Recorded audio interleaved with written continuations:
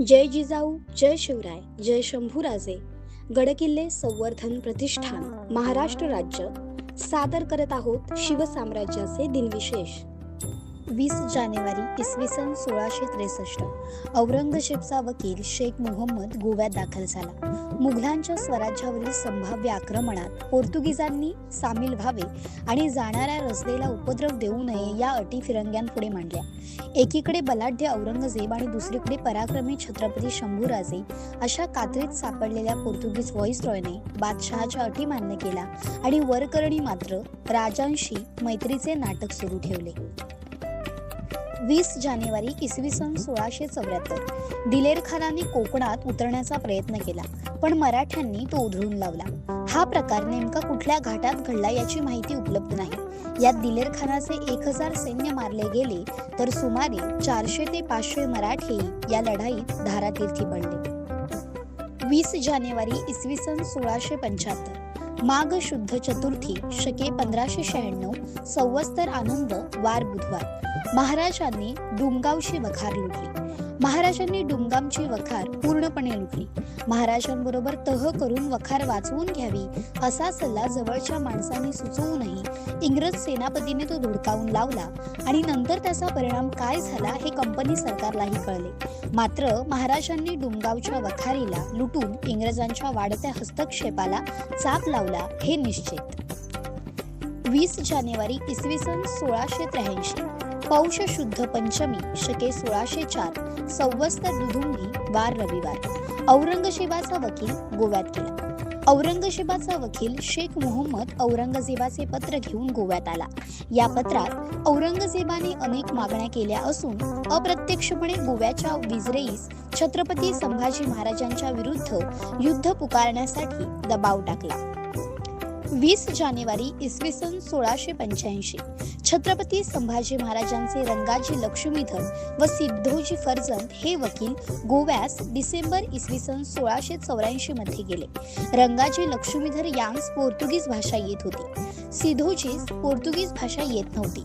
छत्रपती संभाजी महाराजांच्या वरील वकिलांची उतरण्याची सोय गोवे शहरात मोतीच्या पायाजवळ केली होती. 29 डिसेंबर इसवी सन 1684 तेथून त्यांनी विजरेईला पत्र लिहिली.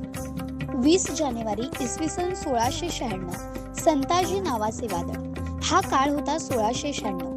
मोगल सरदार हिम्मत खान बहादूर हा खरोखरच नावाप्रमाणे धाडसी आणि पराक्रमी होता. त्याच्याजवळ सैन्य थोडे असल्याने आतापर्यंत त्याने संताजींवर आक्रमण केले नव्हते, पण आता खुद्द त्याच्यावर चालून गेले होते. मोठ्या धैर्याने त्याने संताजींशी लढायचे ठरवले. आपले सैन्य घेऊन तो बसवापट्टणच्या गढीतून बाहेर पडला आणि त्याने संताजींवर चाल केली. संताजींनी आपल्या सैन्याच्या 2 तुकड्या केल्या होत्या. एक तुकडी त्याने बसवापट्टणम जवळच्या जंगली प्रदेशात लपवून ठेवली होती आणि दुसऱ्या तुकडीचे स्वतः संताजी नेतृत्व करून लढत होते. लढाई घनघोर सुरू झाली. खान शौर्याने लढत होता. उभय पक्षी अनेक सैनिक रणांगणी पडले. एवढ्यात संताजींनी माघार घेतली. रण टाकून संताजी पाठमोरे पळायला लागले. हिम्मत खानाला काही सुचतेना. त्याला त्याचाच डोळ्यावर विश्वास बसत नव्हता. हाच तो संताजी ज्याने बादशहाच्या सामियानावरील सोन्याचे कळस मारले. हाच तो संताजी ज्याने दस्तूर खुद्द संभाजीराजेंना कैद करणाऱ्या त्या मुकब्बर खानास जायबंदी केले. आणि हाच तो संताजी ज्याचा भीम पराक्रमाने महाराष्ट्रच काय तर अवघे तमिळनाडू ढवळून निघाले. हाच तो संताजी ज्याच्या मर्दुमकीमुळे मुघलांची दौंडेरीकडे लांछनास्पद माघार घ्यावी लागली. आणि तो संताजी आज रणांगण सोडून पळतोय. हिम्मत खानाने तडक संताजींचा पाठलाग सुरुवात केली करायला. मोठ्या जोमाने तो संताजीचा पाठलाग करू लागला, कारण वाघाला मैदान सोडून पळताना पाहिलं होतं कोणी तेव्हा. पाठलाग करत संताजी आले त्या जंगलात जिथे त्यांची पहिली तुकडी दबा धरून बसली होती. खान व त्यांचे सैन्य आपल्या कह्यात आल्यावर संताजी एकाएकी थांबला व पलटी खाऊन त्यांनी लढाई सुरुवात केली.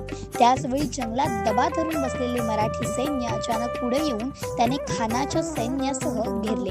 संताजींचे अनेक बंदूकधारी जंगलातील झाडावर दबा धरून बसलेले आणि नेमबाजीमध्ये ते चांगलेच तरबेज होते.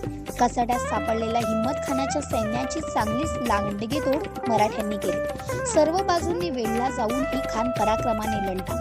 ऐन लढाईत त्याच्या कपाळाला मोठी गोळी लागली व तो जबर जखमी होऊन हौद्यात कोसळला.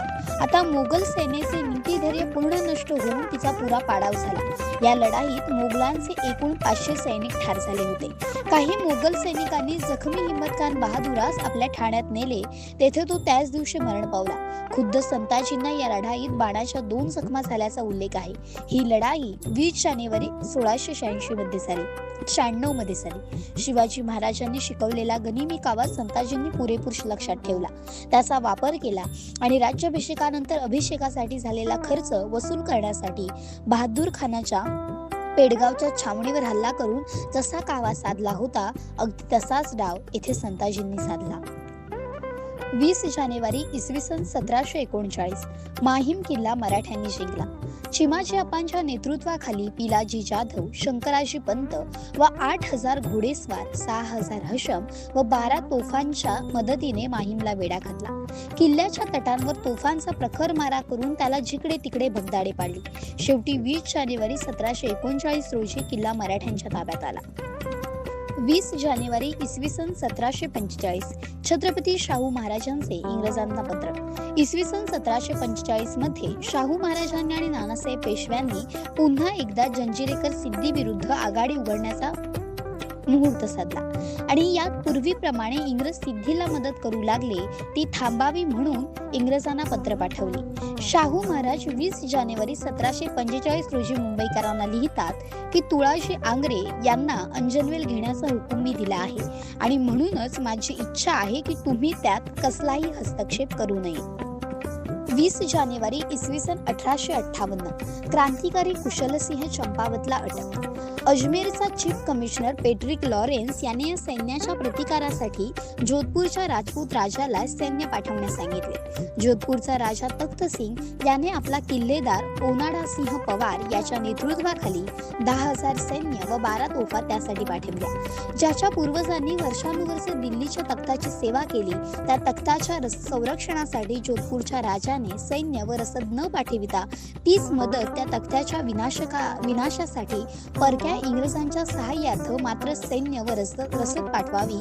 केवढा हा दैव दुर्विलास. जोधपूरच्या राजाचे सैन्य क्रांतिकारकांच्या सैन्याच्या 1.5 पटीपेक्षा मोठे असले तरी क्रांतिकारकांच्या सैन्याने जोधपूरच्या सैन्याची धुळदाण उडवून दिली व त्याच्या सर्व तोफा सुद्धा आपल्या ताब्यात घेतल्या. जोधपूरचा किल्लेदार ओनाडा सिंह व त्याचे काही सैन्याधिकारी आपल्या शेकडो सैन्यासह या युद्धात ठार झाले. नंतर चीफ कमिशनर पेट्रिक लॉरेन्स व जोधपूरचा पॉलिटिकल एजंट आपले सैन्य घेऊन त्या क्रांतिकारकांचा प्रतिकार करण्यासाठी आहुवा येथे आले. 18 डिसेंबर 1857 रोजी दोन्ही सैन्यात तुंबळ युद्ध झाले. त्या युद्धात इंग्रजांचा पराभव झाला. त्यात मेसन ठार झाला. शेकडो सैनिक ठार झाले व पेट्रिक लॉरेन्सही जीव घेऊन पळून गेला. गव्हर्नर जनरल लॉर्ड केनिंगला जेव्हा हे वृत्त समजले तेव्हा त्याने 20 जानेवारी 1857 रोजी पालनपूर व नसीराबाद येथील छावण्यातून मोठे सैन्य आहवा येथे पाठवून दिले. त्या सैन्यापुढे क्रांतिकारकाच्या सैन्याचा टिकाव लागला नाही.